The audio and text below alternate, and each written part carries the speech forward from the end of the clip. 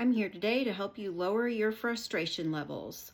Hi, I'm Rochelle Fry. I'm a licensed professional counselor, and I am talking today about the concept of mental capacity.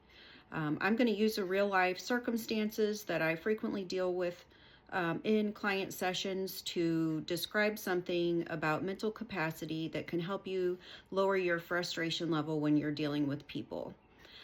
So one thing that frequently happens in client calls is that they will describe their frustration in dealing with, this just happened to me today.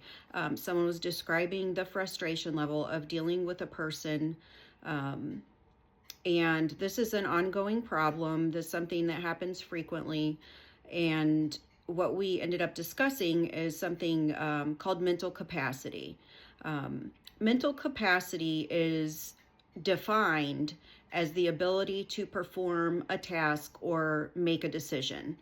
And one thing that kind of happens that leads to a lot of frustration is that people have a tendency to assume that everyone else around them, adults, and sometimes even children, have the same mental capacity that they do.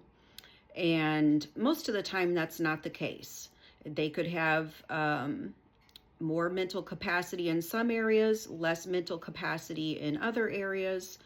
And that tends to lead to misunderstanding and frustration if we have this unspoken internal expectation that people can function at the same level that we can. Or that people even have the same type of thinking. So the idea of mental capacity is extremely complex. There's a list of things I'm going to talk about that go into what is someone's mental capacity as far as their ability to process information and make decisions. So the list of things that can impact someone's mental capacity include their IQ. Some intelligence level is different. This also includes emotional intelligence. Some people may be very highly intelligent but lack emotional intelligence, and they struggle to function in their interpersonal relationships. Past traumas can impact someone's capacity to deal with situations. Like, for example, in my own life, I've had water trauma where I was in a life or death situation, stuck in a flood. And my capacity to watch things related to flood, have discussions, about water trauma are diminished compared to someone else because it feels triggering to me. If someone has, specific trauma related to violence or, life or death situations or things that happen to them, abuse, those things can diminish their capacity to handle conversations and situations, surrounding those things. Medical conditions like strokes, dementia, many different medical conditions can cause TBI, can cause people to have diminished mental capacity to be able to function on a level, where everybody else is in some ways. Substance use and addiction can also affect someone's mental capacity. Mental health disorders can affect someone's mental capacity.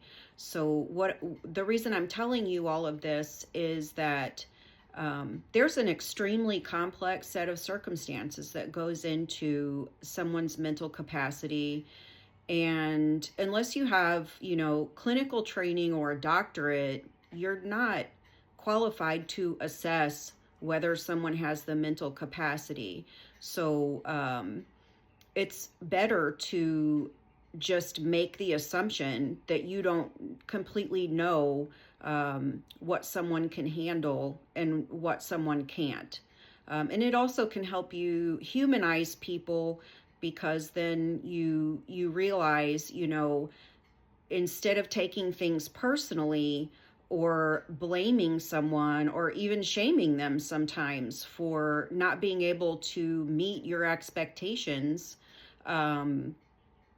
just accepting and walking in the space where we understand that not everyone is, starting from the same place or playing from the same place.